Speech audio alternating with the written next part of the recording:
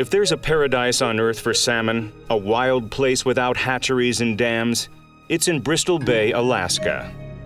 The Bristol Bay region is home to the largest sockeye salmon fishery in the world. Each year, more than 30 million fish return to its vast network of tributaries to reproduce and die, to feed humans and wildlife alike, completing a cycle of renewed life unchanged since the beginning of time.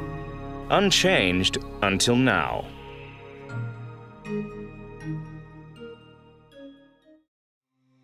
At the headwaters of Bristol Bay's two most important sockeye rivers, a foreign mining group called the Pebble Partnership hopes to build the largest copper mine in North America. Pebble claims the mine can be built responsibly, but recent scientific findings point to a dark future for the sockeye if the mine goes in. The proposed Pebble Mine would create one of the largest holes on Earth, a pit 4,000 feet deep and 2.5 miles wide. The mine would produce 10 billion tons of waste, 3,000 pounds for every person on the planet. The waste would be stored behind earthen dams, 740 feet tall as the Golden Gate Bridge, filling 3 headwater valleys with toxic mine tailings. In these pristine headwaters, salmon find ideal spawning areas in small, winding streams. New scientific findings show clearly that clean headwaters are critical to these spawning grounds. 1,500 years ago, the glaciers that covered Bristol Bay and its tributaries left deep, porous soils behind. As a result, rain and snowmelt seep through the loose earth, feeding a dynamic groundwater system that starts in the high basins and flows back up into the streams below.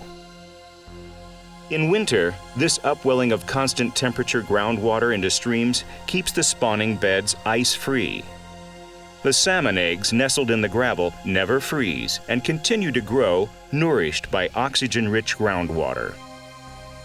Come spring, the salmon fry hatch and head downstream towards Bristol Bay. But what if the Pebble Mine is built in the very basins where the surface water enters the system? The water balance could shift dramatically and fatally for the salmon. Enormous waste ponds filled with crushed mine rock could form a partial seal, greatly reducing the amount of water entering the ground in the streams below. Spawning areas would freeze, and salmon eggs would die. When the water eventually seeps through the waste, it will carry copper in concentrations hazardous to salmon. Copper in the system would affect salmon through their sense of olfaction at essentially all of their life stages. At high concentrations, copper kills fish. At lower concentrations, can affect their sense of smell. It's essential for adults to find their way home. It plays a role in reproduction, the avoidance of predators by juveniles.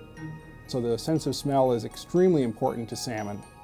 I have over 30 years experience with salmon, and I am certain that if anything like this kind of project went forward, the salmon runs would diminish. In this unique setting, even a smoothly operating mine could spell disaster for the salmon.